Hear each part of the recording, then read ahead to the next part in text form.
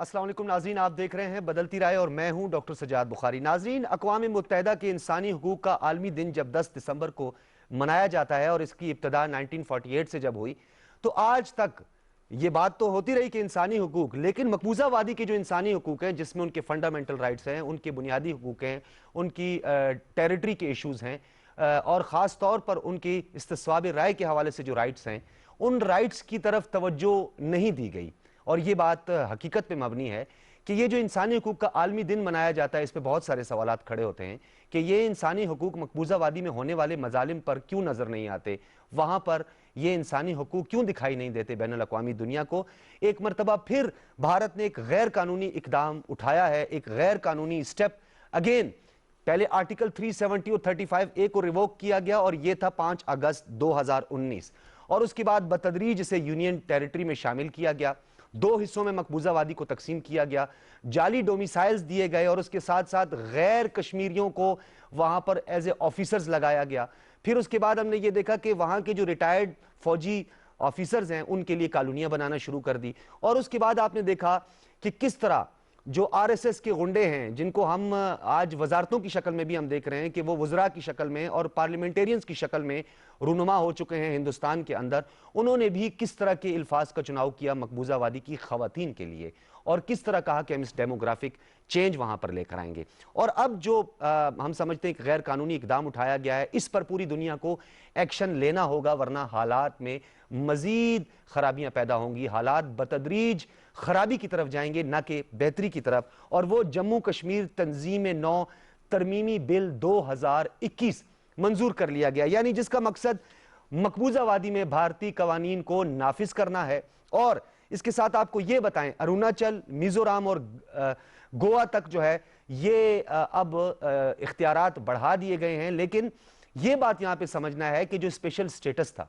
और अक़वाम मुत्तहिदा की security council की जो करारदादें थी, उन करारदादों के बरखिलाफ एक गुंडागर्दी की जा रही है हिंदुस्तान की जानिब से, जिस पर हम तवज्जो मबजूल नोटिस के तौर पर ये आपके सामने आज इस अपने शो को रखेंगे और अपने पैनलिस्ट से इस हवाले से हम बात करेंगे। और जो डेवलपमेंट्स हुई हैं वो भी हम आपके सामने रखेंगे, खास तौर पर अमरीकी महकमे खारजा के तर्जुमान ज़ैद तारड़ की जानिब से, जब उन्होंने बाइडन की डायरेक्शन का बताया और मकबूजा वादी में इंसानी हुकूक, वहाँ पर कर्फ्यू का फौरी तौर पर खात्मा और 4G की सर्विस को बहाल करने का मुतालबा सामने आया है। यानी बाइडन जो है अब वो भी मकबूजा वादी में इंसानी हुकूक की तरफ देख रहे हैं। और दूसरी जानिब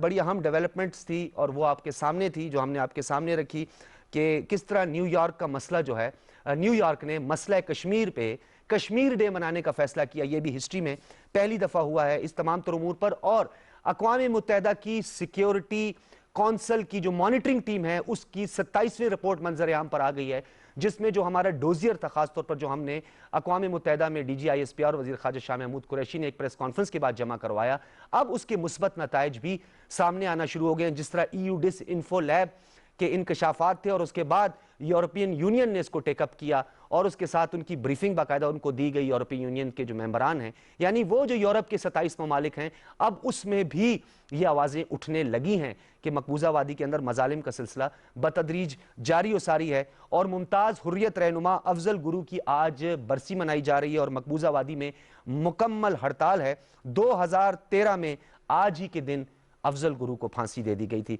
इन तमाम तर उमूर को हम ज़ेर बहस लाएंगे और किस तरह सिविल सर्विसेज ऑफिसर्स का जो कैडर है वो रियासतों तक, बाकी रियासतों तक जो है उसकी जुरिस्डिक्शन को बढ़ा दिया गया है। इससे मकबूजा वादी के अंदर क्या होने जा रहा है और बैनुल अक़वामी दुनिया इसे किस तरह देखेगी, इन तमाम तर उमूर पर बात करेंगे। सबसे पहले मेहमानों का तारुफ करवाते चले। हमारे साथ मौजूद हैं डॉक्टर मुनव्वर हुसैन साहब, आप माहिर हैं बैनुल अक़वामी उमूर के, यानी IR एक्सपर्ट हैं, बहुत शुक्रिया। Lieutenant general retired Moinuddin Haider साहब हैं, किसी तारुफ के मोहताज नहीं हैं, हमेशा हमारे प्रोग्राम का हिस्सा होते हैं, हमारे शो का हिस्सा होते हैं, दिफाई उमूर के माहिर हैं। जनरल साहब, आपने स्काइप से हमें ज्वाइन किया, आपका बहुत शुक्रिया। अली सरवर नकवी साहब भी किसी तारुफ के मोहताज नहीं हैं और साबिक सफ़ीर हैं और आपका एक सिफारती तजर्बा है, हम उससे आज इस्तिफादा भी चाहेंगे। सबसे पहले जनरल साहब, गुफ्तगू का आगाज़ आपसे करेंगे। सर, ये इसको हम डेवलपमेंट तो नहीं कह सकते बल्कि हम एक गैर कानूनी इकदाम कह सकते हैं, और ये अपर हाउस की जानिब से किया गया है और हिंदुस्तान के जो वजीर दाखिला है PK रेड्डी, इन्होंने ये बिल जमा करवाया और उसके बाद ये बिल मुतफ़िका तौर पर मंजूर भी किया गया। अब بھارتی جو قوانین ہیں، ہندوستان کے قوانین ہیں، وہ نافذ العمل ہوں گے مقبوضہ وادی میں بھی؟ کیا کہیں گے سر؟ جی ہاں، جو یہ آج سے 1.5-2 سال پہلے جو انہوں نے اسٹیپ اٹھایا تھا اور اس کو یونین ٹیریٹری قرار دیا تھا کشمیر کی وادی کو، تو اس سے تو یہ بات ظاہر تھی کہ اپنا یہ وہاں دائرۂ اثر بڑھائیں گے، اور وہی قوانین جو جب انہوں نے اسپیشل اسٹیٹس ہی ختم کر دیا، تو اس کا مطلب یہ ہے کہ وہاں وہ دوسرے لوگوں کو لا کے آباد بھی کر رہے ہیں، وہاں ان کی حیثیت جو ہے آبادی کی کشمیریوں کی اس کو بھی تبدیل کر رہے ہیں، اور باہر سے افسر بھی لا رہے ہیں۔ جو پہلے کوئی غیر کشمیری پراپرٹی نہیں خرید سکتا تھا، اب اس کو اجازت مل گئی ہے، اور وہاں لا کے جو ہے وہ لوگوں کو کالونی میں بسا رہے ہیں۔ تو ظاہر ہے کہ انہوں نے اس کا جو ہے جو اسٹیٹس سے تبدیل کیا ہے، تو اس کو ہندوستان کے باقی علاقوں کی طرح وہ ٹریٹ کر رہے ہیں۔ دیکھیں یہ تمام یک طرفہ کارروائیاں ہیں، یہ ان کی طرف سے کارروائیاں جس کو نہ وہاں کے لوگ کشمیری قبول کر رہے ہیں، صحیح۔ نہ پاکستان جو ایک اہم فریق ہے اس مسئلے میں، کشمیر کے انسالوڈ پرابلم میں، نہ وہ اس کو مان رہے ہیں، یا نہ یونائٹڈ نیشن جو ہے اس کو قبول کر رہی ہے سچ کہ بھئی اس کے اوپر ریزولوشنز ہیں، اور جب تک اس میں استواب رائے نہیں ہوگا اور یہ فیصلہ نہیں ہوگا کہ کشمیر میں کس طرف جانا ہے، اس وقت تک یہ تمام یک طرفہ کارروائیاں ہیں۔ تو اب جو ان کی یک طرفہ کارروائیاں ہیں نہ صرف کشمیر میں بلکہ کسانوں کے خلاف، اقلیتوں کے خلاف، دوسرے مذاہب کے خلاف، اب دنیا جو ہے وہ جان رہی ہے کہ یہ جمہوریت جعلی ہے اور کوئی سیکولرزم وہاں پر نہیں ہے، اور یہ آس پاس کے ملکوں میں گڑبڑ پیدا کرتے ہیں، وہاں پر اسٹیٹ ٹیررزم جو ہے یہ کرتے ہیں، ان کے اسٹیٹ پالیسیز ہیں، اور دنیا میں یہ غلط خبریں پھیلاتے ہیں جو پکڑی گئی ڈس انفارمیشن ہے ان کی۔ تو یہ باتیں اب دنیا کے سامنے آتی جا رہی ہیں، صحیح۔ اور ان کے جو تمام کام کر رہے ہیں اس کا کوئی اخلاقی جواز نہیں ہے، نہ قانونی جواز ہے، اور یہ ایک نہ ایک دن ان کو اس بات میں اس کو ریورس کرنا پڑے گا۔ ٹھیک ہے۔ تو اچھا جنرل صاحب، یہ بات بڑی یہاں پہ اہم ہے کہ اس کے بعد جو مقبوضہ وادی سے ایک ریئیکشن آئے گا، اور مقبوضہ وادی کے وہ نوجوان، وہ خواتین جو اب اس جد و جہد آزادی کے نہ صرف سپوت ہیں بلکہ اس کے ایک سپاہی ہیں، وہ کس طرح دیکھیں گے اس عمل کو اور اس ترمیمی بل کو جو منظور کیا گیا ہے اپر ہاؤس کی جانب سے؟ آپ سمجھتے ہیں کہ بین الاقوامی سطح پر تو جو ریئیکشن آنا ہے، جو ہماری امیدیں ہیں، وہ تو ایک طرف ہیں، لیکن مقبوضہ وادی کے اندر اس کا کیسا ریئیکشن آپ کو نظر آ رہا ہے؟ اس کا بہت خراب ریئیکشن آئے گا، اور پہلے ہی وہاں کے تمام لوگ جو 70 72 73 سالوں سے جد و جہد کر رہے ہیں آزادی کی، اس میں اور مضبوطی آئے گی کہ یہ ایک سٹیپ کے بعد دوسرا سٹیپ اٹھایا جا رہا ہے ان کو دبانے کا اور غلط قسم کے ناانصافی کے فیصلے کرنے کا۔ تو ظاہر ہے کہ وہ اس کو ٹھنڈے پیٹوں برداشت نہیں کریں گے، یا اس کو، اور وہ ان کا جذبہ حریت اور تیز ہوگا۔ آپ نے دیکھ ہی لیا کہ جو یوم آزادی جمہوریت تھا وہ یوم سیاہ کے طور پر منایا گیا، ٹھیک ہے۔ اور وہاں پر جب ان کو وہ تسلیم ہی نہیں کر رہے ہیں تو ظاہر ہے ان کا غصہ، غم و غصہ اور بڑھے گا، اور تحریک جو ہے ان کی اس میں اور مضبوطی آئے گی۔ صحیح۔ نقوی صاحب آپ بتائیے گا ذرا، یہ اس ترمیمی بل 2021 جس میں اب ہم یہ دیکھ رہے ہیں کہ جو یونین ٹیریٹری ہے جسے ڈکلیئر کیا گیا، بھارتی قوانین کو نافذ العمل قرار دیا جائے گا، وہاں پہ اس کا نفاذ یقینی بنایا جائے گا۔ اب ایک ڈسکریمنیشن تو بہت چھوٹی سی بات ہے، انسانی حقوق کی دھجیاں اڑا دی گئی ہیں، ایک خصوصی حیثیت جو حاصل ہے بین الاقوامی سطح پر کشمیر کو، اور ایک ڈسپیوٹڈ ٹیریٹری ہے،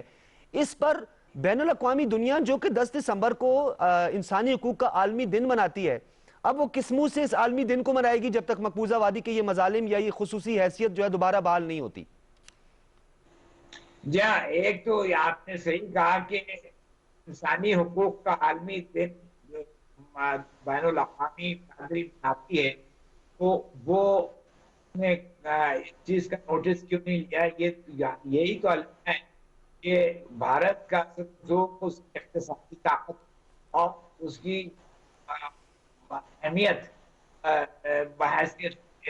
بڑے ملک کے، وہ اس وجہ سے مصلحتاً بہت سے ممالک اس معاملے میں کچھ بولتے نہیں ہیں، आहिस्ता आहिस्ता जो है ये अब भारत की हरकतें कुछ ऐसी बढ़ती चली जा रही हैं। मैं समझता हूं कि ज्यादा वक्त नहीं लगेगा, कुछ रिएक्शन हुकूमतों का आएगा। देखिए मीडिया का रिएक्शन आ चुका है, न्यूयॉर्क टाइम्स, लंदन गार्डियन, साथ दुनिया के बड़े बड़े अखबार, जापान का असाई शिंबुन, इस सब ने अब भारत को तनकीद करनी शुरू कर दी है और उनके खिलाफ लिखना शुरू कर दिया। अब लेकिन अभी हुकूमतों का रिएक्शन नहीं आया है, आहिस्ता आहिस्ता मैं समझता हूँ कि वो भी होने लगेगा। और एक बात तो ये है, दूसरे ये कि ये जो सारे कवानीन हैं ये हम नहीं मानते। देखिए ना, हम तो इसको मुतज़ाना ताकत समझते हैं, स्टेट टेरिटरी समझते हैं। हम ना 370 को मानते थे, ना हम 35A को मानते थे जब था, और ना ही ये जो लेजिस्लेशन अब आ रही है इसको मानते हैं। भारत दो दिल चाहते, लेकिन इसकी बैनुल अक़वामी उसको रिकॉग्नाइज, इसके इस किस्म के लेजिस्लेशन को दुनिया नहीं मानती है, यूएन नहीं मानता है। यूएन ने, ह्यूमन राइट्स कोर्ट ने ये वादे किया कि भारत जो जुल्म ढा रहा है कश्मीरी अवाम पे, वो इंसानी हुकूक की बड़े पैमाने पे पाबंदी है। ये चीज अब भारत पर एक ऐसा स्टिग्मा लग रहा है, एक धब्बा आ रहा है उनके रेपुटेशन, क्योंकि अब ये बात की नहीं, क्योंकि ये एज ऑफ इंफॉर्मेशन है बुखारी साहब। बिल्कुल, अब दुनिया गई है, ये वो दुनिया नहीं है जब ये सबको बंद करते थे, एमनेस्टी को नहीं जाने देते थे, बाहर के जर्नलिस्ट को नहीं जाने देते थे, और किसी को पता भी चलता था कश्मीर में क्या है। अब ये चीज है, अब सोशल मीडिया है, इंफॉर्मेशन, तो मैं समझता हूँ कि इंक्रीमेंटली जिसको कहते हैं रफ्ता रफ्ता बतदरीज यहाँ पे अब दुनिया में इसकी रियलाइजेशन होती जा रही है। सही, और इसका असर आएगा। सही, बिल्कुल। नकवी साहब मैं आपकी तरफ दोबारा आऊंगा। डॉक्टर साहब, डॉक्टर मुनव्वर साहब, आप फरमाइएगा कि इस इकदाम को आप किस तरह देखते हैं, और ओवरऑल अगर हम बात करें कि ये जो टाइमिंग है, इस टाइमिंग को आप किस तरह देखते हैं? 5 अगस्त 2019, फिर बाबरी मस्जिद के जिस दिन फैसला आता है, वो फैसला उस दिन की भी बड़ी एक इंपॉर्टेंस है। फिर आज अफजल गुरु की फांसी और स्ट्राइक है जम्मू में, और पूरे कश्मीर में वादी जो काबिज अफवाज हैं, आज के दिन भी वो मजालिम ढा रही हैं। तो उसके बाद इस दिन का चुनाव, और अपर हाउस जिसको एक कॉन्स्टिट्यूशनल अमेंडमेंट कहते हैं, जिसको हम अनकॉन्स्टिट्यूशनल स्टेप कहते हैं, जिसको हम गैर कानूनी, गैर आईनी, गैर इंसानी, गैर इखलाकी स्टेप कहते हैं, इसको उठाते हुए बैनुल अक़वामी दुनिया का जरा बराबर नहीं सोचा? देखिए डॉक्टर साहब, बात असल में ये है कि जो भारतीय जो कदम है कश्मीर के ऊपर, पहली बात तो ये है कि ये कोई नया नहीं है। माजी में भी भारत के मजालिम आपके सामने हैं, और आगे वाले दिनों में भी वो अपनी ये कार्रवाइयाँ जारी रखेगा। लेकिन इस मौके के ऊपर ये कदम उठाना भारत की फ्रस्ट्रेशन को जाहिर करता है। भारत का खित्ते में तन्हा होना, भारत की चपकलश चाइना के साथ, नेपाल के साथ, श्रीलंका के साथ, बांग्लादेश के साथ, पाकिस्तान के साथ, भारत की चाबहार से निकलना, अफ़गानिस्तान में इर्रेलेवेंट होना, इकॉनमी माशियात का नीचे गिरना, और फिर उसके इमेज के ऊपर जो एक झटका उसे लगा है। आपने यूरोपियन यूनियन के इन्फो लैब की बात की, आपने यूनाइटेड नेशंस की 2019 की रिपोर्ट, और फिर अभी की 27वीं रिपोर्ट, जिसमें भारत की खुफिया एजेंसी दहशतगर्दी को प्रमोट कर रही है अफ़गानिस्तान में, स्पेशली पाकिस्तान के ख़िलाफ़, और ख़त्ते के लिए एक ख़तरा पैदा कर रही है। ये भारत के अंदर एक फ्रस्ट्रेशन है, और भारत के अंदर जो एक सियासत थी जिसका महवर पाकिस्तान और पाकिस्तान की दुश्मनी थी, वो उसमें जो भारत की नाकामी है, ये उस फ्रस्ट्रेशन की वजह से भारत ने इस तरह के कदम उठाए। डॉक्टर साहब सॉरी, फ्रस्ट्रेशन है इस वक्त और बौखलाहट में भारत ये सब कुछ कर रहा है। हम आपकी गुफ्तगू को यहीं से जोड़ेंगे, और इसके बाद हमें क्या करना है, और बैनुल अक़वामी दुनिया जो एक बाज़मीर एक तबका है, उस बाज़मीर के ज़मीर को एक मरतबा फिर से झंझोड़ने के लिए हम डिप्लोमेटिक फ्रंट पर क्या कर सकते हैं, इस पर हम मज़ीद बात करेंगे, लेकिन एक ब्रेक के बाद।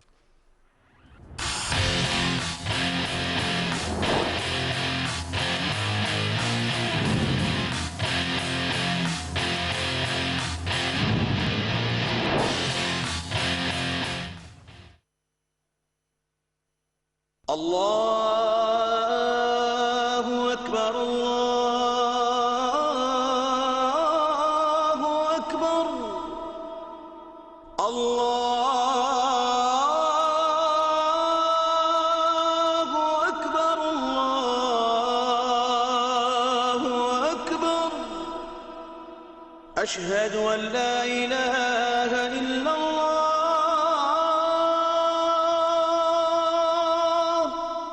أشهد أن لا إله إلا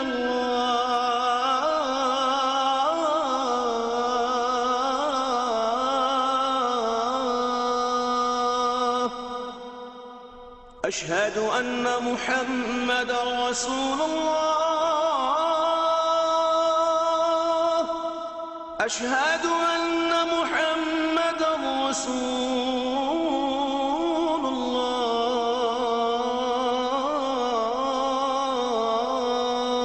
الله حي على الصلاة حي على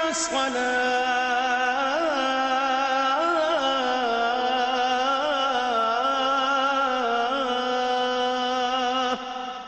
حي على الفلاح حي على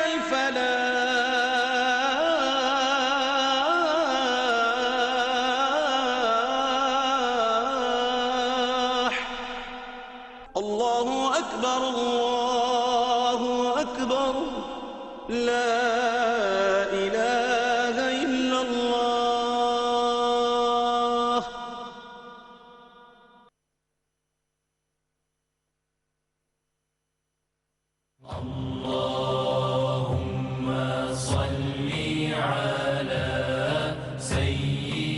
حضرت عبداللہ بن مغفل رضی اللہ تعالیٰ عنہ سے روایت ہے کہ رسول اکرم صلی اللہ علیہ وسلم نے فرمایا دوزخ کی آگ سے بچو صدقہ دے کر وہ کھجور کا ایک ٹکڑا ہی کیوں نہ ہو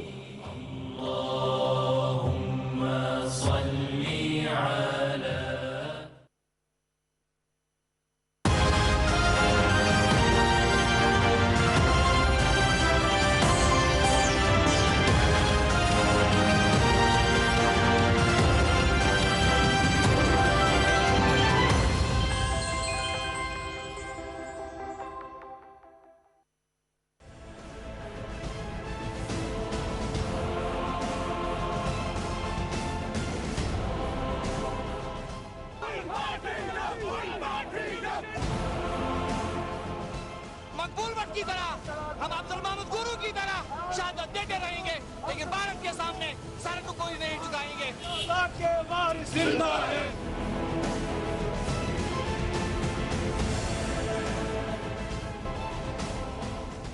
ہندوستان ایک ایروگنٹ طریقے سے کشمیر میں اپنا جو کنڈکٹ ہے اس کو چلایا جا رہا ہے جس طرح سے وہ یہاں پہ قتل و غارت جو ہے اس کو چلا رہا ہے اگر آپ دیکھیں پچھلے کئی مہینے جو ہے اس میں 8 سے 10,000 تک لوگ جو ہیں ان کو اریسٹ کیا گیا ڈیٹین کیا گیا اور ہم نے دیکھا کہ پی ایس اے میں بڑے بڑے لیڈر 3 سابقہ چیف منسٹرز ہیں جو ابھی بھی بند ہیں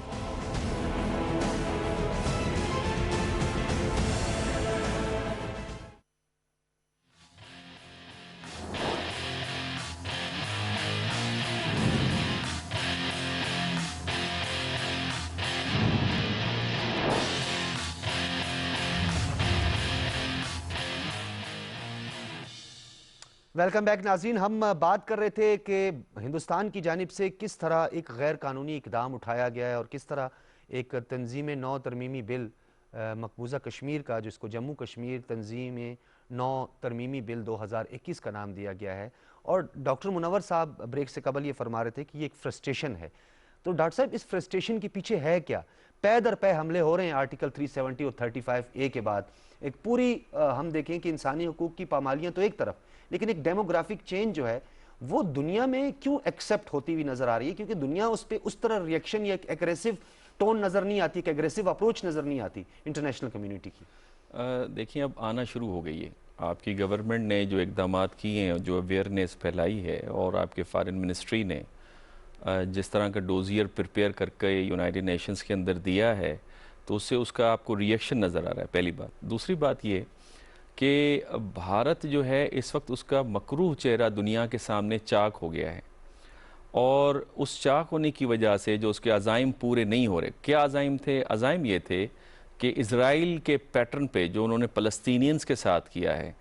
وہی پیٹرن ہم کشمیر کے اندر ایڈاپٹ کریں، اور ڈیموکریسی جو ہے کشمیر کی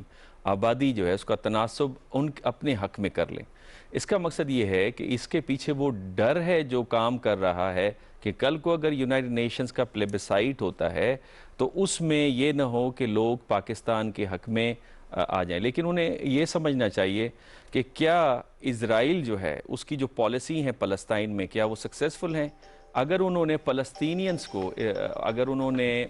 روکا ہے، فلسطینین کو انسرکل کیا ہے، تو اسی طرح سے آپ کو نہیں لگتا کہ خود اسرائیلیز بھی انسرکل ہو گئے ہیں فلسطینین کے گاؤں کے درمیان میں؟ اور یہی وجہ ہے کہ جو پیو سینٹر کی ایک سروے ہے جس کے اندر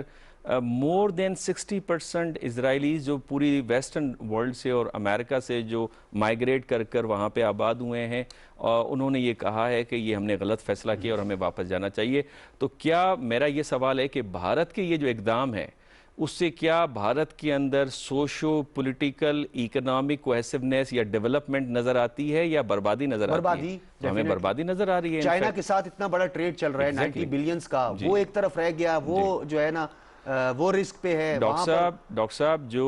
چائنا اور انڈیا جو ہے وہ سی پیک کے تھرو نیچرل پارٹنر ہیں، اور میں آپ کو بتانے جا رہا ہوں کہ انڈین اکانومی اس نہج پہ چلی گئی ہے جو 10 سالوں تک بھارت نہیں اٹھ پائے گا، اور اس کو دوبارہ اپنے پاؤں پہ کھڑے ہونے کے لیے پاکستان اور چائنا کی مدد درکار ہوگی۔ پاکستان اور بارہا کہتا رہا ہے بھارت کو کہ آئیں اور خطے کی جو غربت ہے، جو معاشی اور سماجی جو مسائل ہیں اس کو ہم حل کرتے ہیں، لیکن بھارت اپنی حد پرائم منسٹر عمران خان نے اوتھ اٹھانے کے بعد یہ بات سب سے پہلے آفر کی باقاعدہ طور پر کہ آپ آج ہم غربت پہ بات کرتے ہیں۔ بالکل۔ اور پھر دیکھیں میں آپ کو بتاؤں انٹرنیشنل امیج جو ہے نا بھارت کا، جو سافٹ امیج ہے وہ بڑا کمپرومائز ہوا ہے۔ اب رائزنگ اور شائننگ انڈیا کی بات نہیں ہوتی۔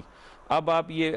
جنوری 15 میں میرے خیال میں انٹرنیشنل ایڈیشن ہے نیو یارک ٹائمز کا، اس میں انہوں نے اس بات کو باور کروایا ہے کہ جو انویسٹرز ہیں ویسٹ کے وہ بھاگ رہے ہیں بھارت سے، اور بھارت کی خاص طور پہ ٹورزم کے حوالے سے کہا ہے اور بہت دکھ کا انہوں نے اظہار کیا۔ اور پھر جو آپ کی بھارت کی جو درمیانی اور نچلے سطح کی جو انڈسٹری ہے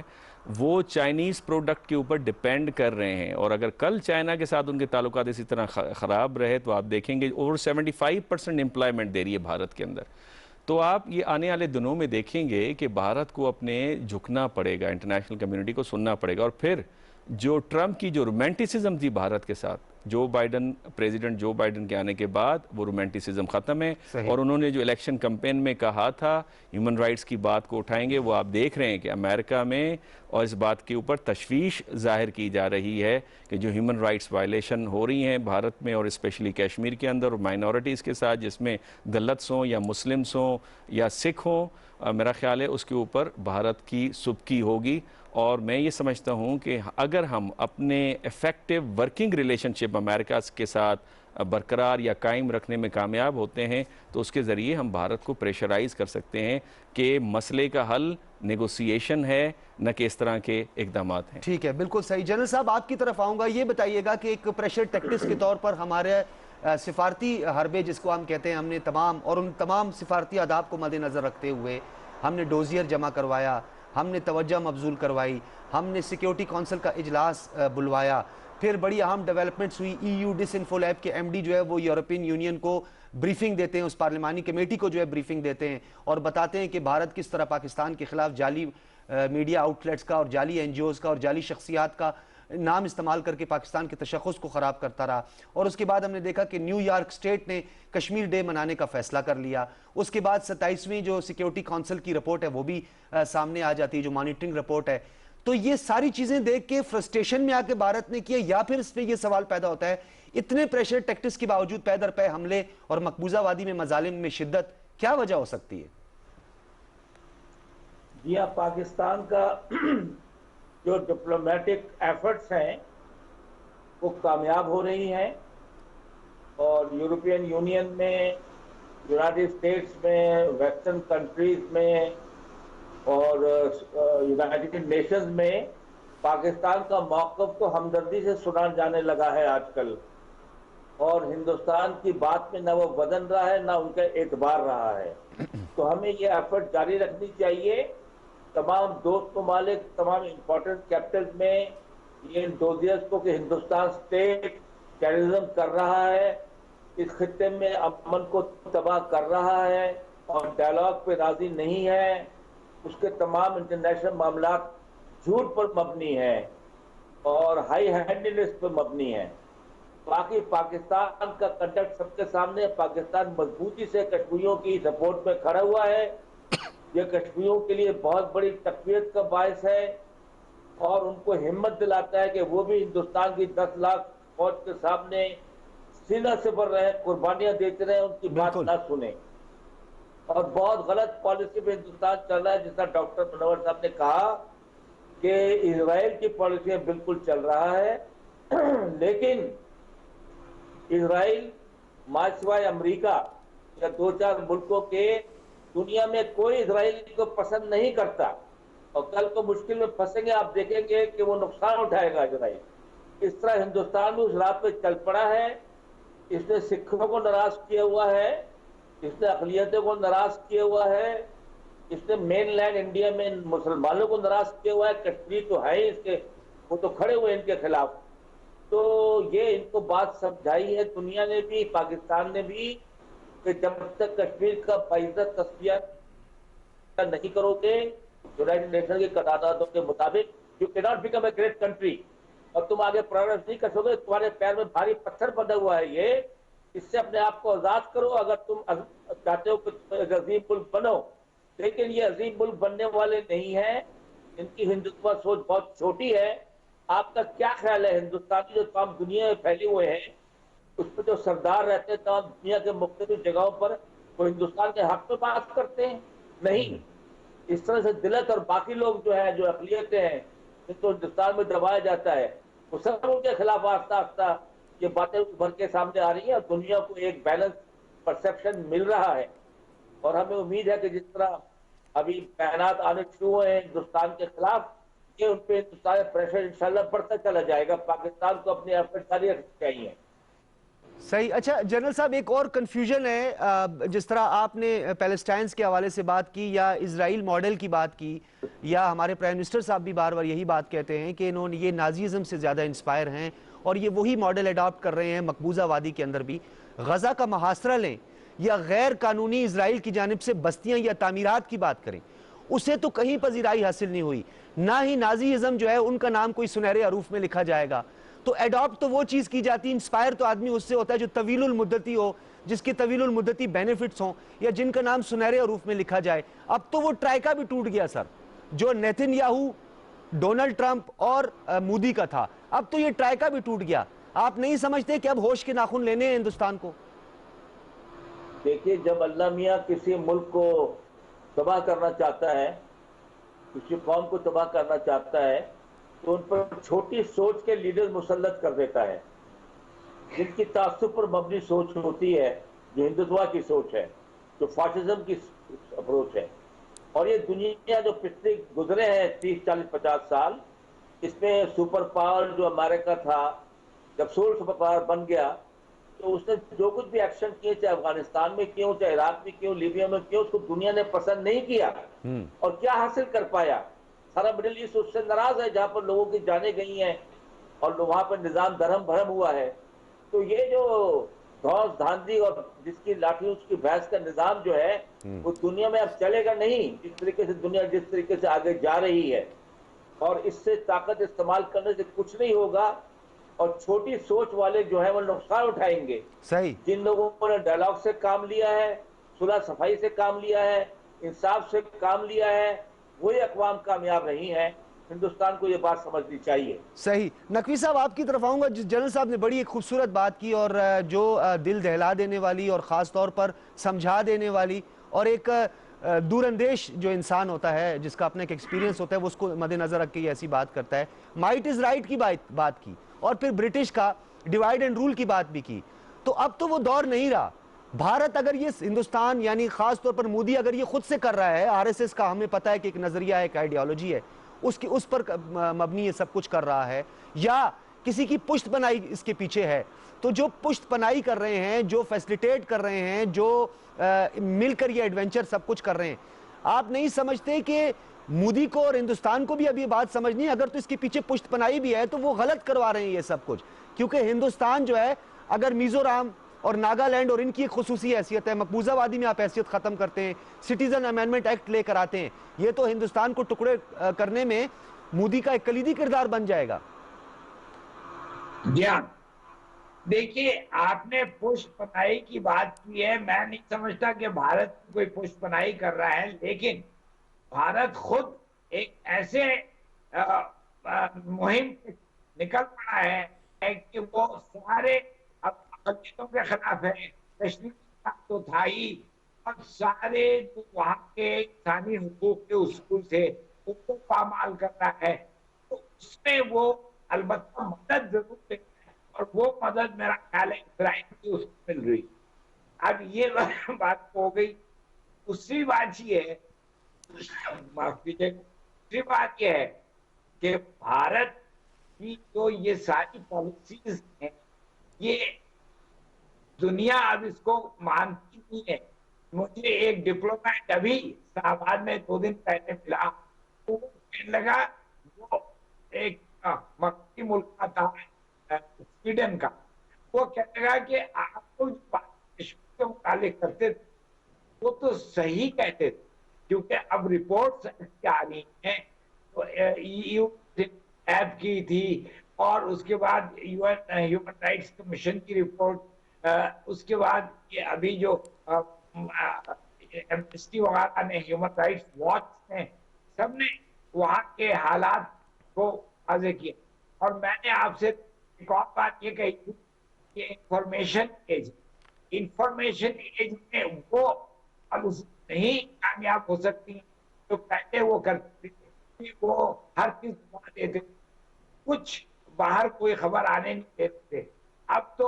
اتنا کھل گیا ہے کہ کسی ملک کے قابو میں نہیں ہے وہ انفارمیشن کو کنٹرول کر سکتے۔ تو اور ابھی آج سے 5 سال پہلے یہ صورت نہیں تھی۔ وقت لگتا ہے کہ ٹائم سے یہ ہوتا جا رہا ہے، اور وقت کشمیر کی عوام متحرک ہو چکی ہے، اور وہاں کی جو نوجوان نسل ہے، جو یوتھ ہے، وہ متحرک ہو چکی ہے۔ میں سمجھتا ہوں کہ بھارت کے لیے یہ بہت مشکل ہوتا جا رہا ہے کہ وہ کشمیر کو دبائے رکھے اور اپنے ملک کو پچھلی پالیسیز کے بنا پہ چلاتا رہے۔ تو اب ایکسپوجر ہو رہا ہے، وہ بڑھتا جائے گا، اور ہم آپ چند عرصے بعد بیٹھ کر، کچھ عرصے بعد ہم بیٹھ کر یہی بات کر رہے ہوں گے کہ بھارت کس طرح ایکسپوز ہوا ہے۔ میں سمجھتا ہوں کہ ہمیں اب امید ہونا چاہیے۔ میرا خیال ہے کہ اتنے عرصے کے بعد اب صورتحال نے ایسا ٹرن لیا ہے جس سے بہتری آ سکتی۔ اچھا نقوی صاحب، آپ کے تجربات کو سامنے رکھتے ہوئے اگر یہ بات کی جائے کہ ایک ریفرنس کے طور پہ، جیسے مقبوضہ وادی سے آرٹیکل 370-35 ایک ریووک کیا گیا، پھر ایک ترمیم لائی گئی ہے، اب ایک بل منظور کر دیا گیا ہے، یونین ٹیریٹری اور وہاں جو ہندوستان کے قوانین ہیں ان کو نافذ العمل قرار دے دیا گیا ہے، تو جو دیگر اسٹیٹ ہیں ہندوستان کے اندر جو پہلے سے بیزار ہیں، آزادی چاہتی ہیں، وہ چاہتی ہیں کہ وہ آزاد ہو جائیں، اور ہندوستان کے اندر جو اقلیتیں ہیں جن کی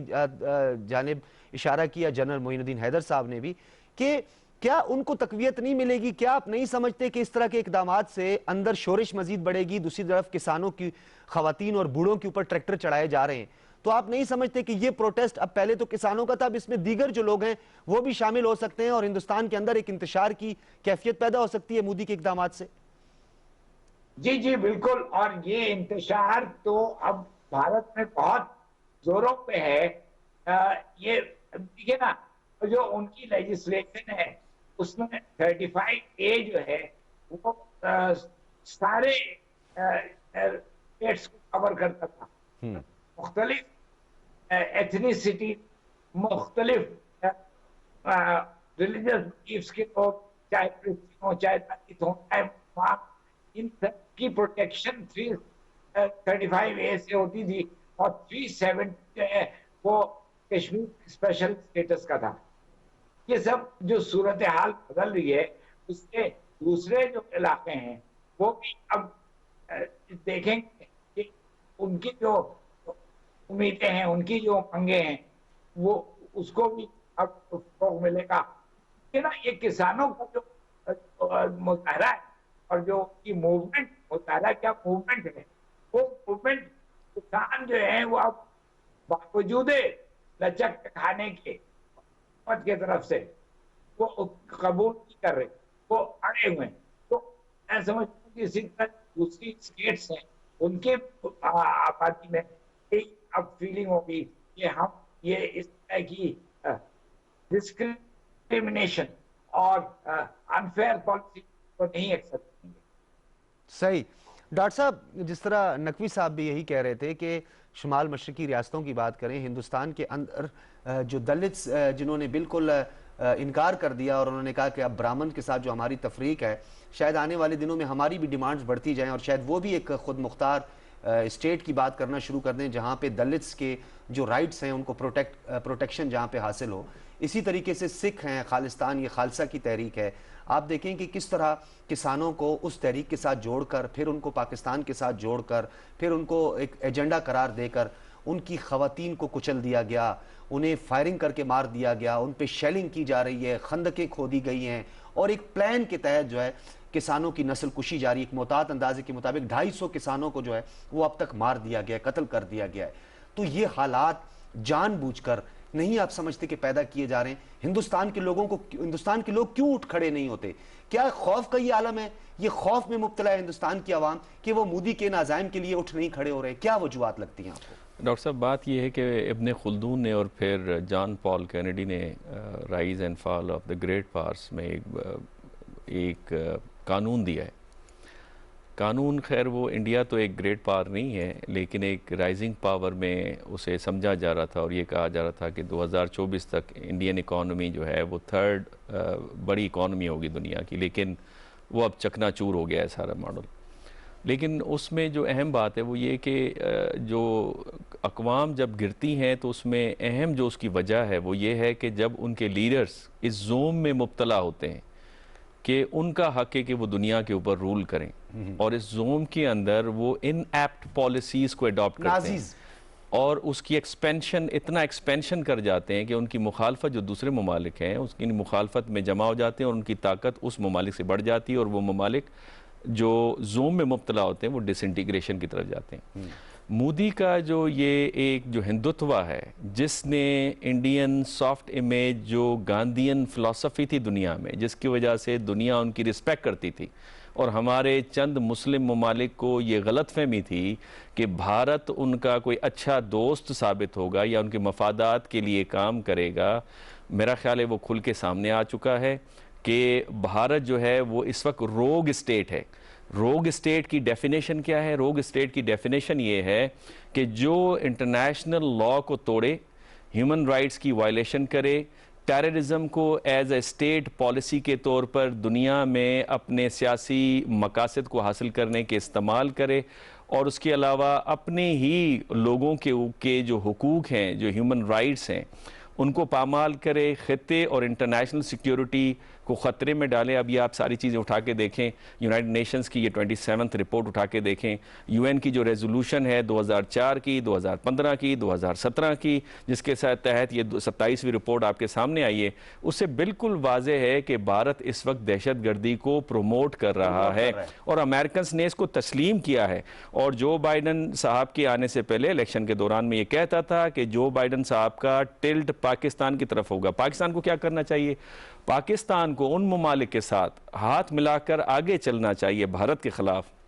जैसे कनाडा है। अब कैनेडियन जो प्राइम मिनिस्टर है जस्टिन ट्रूडो, अगर आप देखें वो खालिस्तान मूवमेंट हो या अभी किसान मूवमेंट हो, उसके अंदर बात की है, बिल्कुल बात की है और मोदी ने कि भाई ये हमारा अंदरूनी मामला है। और अब मैं आपको बताता चलूं कि नेक्स्ट प्राइम मिनिस्टर हो सकता है कि कैनेडियन जो इंडियन निजात सिख वहां पे हो सकता है اور وہ پاکستان کی سوشل سیکٹر کے اندر انویسٹمنٹ بھی کرنا چاہتے ہیں. اسی طرح امریکہ ہے, جو بائیڈن ان کی جو ٹریک ریکارڈ ہے وہ پاکستان کی طرف ان کا سافٹ کارنر رہا ہے. مثال کے طور پہ وہ جب پریزیڈنٹ تھے فارن ریلیشنز کمیٹی کے سینٹ کے اندر, تو انہوں نے ایک بل پیش کیا تھا جس کی بنیاد پہ پھر carry Lugar bill later on آیا تھا. یا پھر وہ ایز اے وائس پریزیڈنٹ جب انہوں نے ٹریول کیا افغانستان کے اندر, تو وہاں پہ حامد کرزئی صاحب نے ان سے کہا کہ پاکستان کو ذرا پریشرائز کریں, تو انہوں نے سنپ کیا جو بائیڈن نے اور کہا کہ Pakistan is 50 times more important than Afghanistan. Exactly. تو اب بات یہ ہے کہ ہمیں تھوڑا سا اپنا نیریٹو بلڈنگ کے اندر جو کام کر رہے ہیں, اور جہاں پہ ہماری ایبسنس ہے, دنیا کے جو سینٹرز آف انفارمیشن ہے وہاں پہ ہمیں کرنے کی ضرورت ہے. اور فارن آفس جس طرح سے ایکٹیو نظر آ رہا ہے, اسی طرح اگر اس کو یہ کنسسٹنسی کے ساتھ رکھیں تو آپ دیکھیں گے کشمیر کے اوپر ہمارا موقف افیکٹو انداز ہے. جنرل صاحب آپ کنکلوڈ کیجئے گا کہ ایک مثال دی جاتی ہے کہ وہ ہمارے ہاں ہے تو بڑی سادہ سی مثال ہے کہ گھر میں آٹا نہیں ہے اور ماں کو جو ہے وہ پراٹھے کی فرمائشیں ہو رہی ہیں. مقبوضہ وادی میں مظالم ڈھا رہے ہو, سٹیزن امینڈمنٹ ایکٹ میں لوگوں کو آپ نے قتل کیا, کسانوں پہ ٹریکٹر چڑھا رہے ہیں, اور ان ممالک جن میں آپ کی مداخلت رہی ہے وہاں پر اب نیگوسیشن کا عمل شروع کر رہے ہیں, نیپال, سری لنکا, مالڈیوز. ویسے سر یہ مذاقہ خیز قسم کی پالیسی نہیں ہے؟ بالکل مذاقہ خیز ہے, ان بیلنس پالیسی ہے. اس خطے میں ہندوستان, پاکستان, ساگ ریجن میں دو امپورٹنٹ ملک ہے, تو سب سے پہلے پاکستان کے ساتھ ان کے مسئلوں کا سیٹل کرنا ضروری ہے. چاہنے کے ساتھ ضروری ہے جو وہ نہیں کر رہے. یہ تو بڑی بات ہے. آپ دیکھیے, اگر دنیا دیکھے کہ کوئی آدمی اگر بیف کھا رہا ہے یا گائے لے جا رہا ہے تو اس کو لنچ کر دیں, اس کو مار ڈالیں, دنیا کیا سمجھے گی کہ what is happening in India. یہ کس قسم کے لوگ ہیں جو گائے کا گوشت کھانے پر لوگوں کو لنچ کر رہے ہیں, جو ریپ کر رہے ہیں وہاں پر. آپ نے دیکھا جو حساب ہے, وہ دلت کی عزت ٹوٹنے کو وہ برے نہیں سمجھتے ان کے برہمن یا دوسرے لوگ. تو یہ ملک جو ہے تضادات کا مجموعہ ہے. اوپر سے بولتے ہیں بڑے ہیومن رائٹس والے ہیں اور بڑے اہنسا والے ہیں, اندر سے آپ کے سامنے ان کی باتیں کھل کے سامنے آ رہی ہیں. بالکل آپ نے جنرل صاحب درست فرمایا, بہت شکریہ آپ کا جنرل صاحب. یہ تو آپ نے ایک بات کی کہ گاؤں ماتا کا جو آپ نے ذکر کیا کہ وہ اس کا گوشت کھانے پہ لوگوں کو مار دیا جاتا ہے, یہاں تو گائے کی یورین سے کووڈ-19 کا علاج بھی کیا جاتا ہے. اس سے بڑھ کر مذاقہ خیز یہ بھی ہے. بہت شکریہ آپ کا ڈاکٹر منور حسین صاحب, لیفٹیننٹ جنرل ریٹائرڈ معین الدین حیدر صاحب, علی سرور نقوی صاحب, آپ تینوں کا بہت شکریہ. اجازت دیجیے, اللہ حافظ.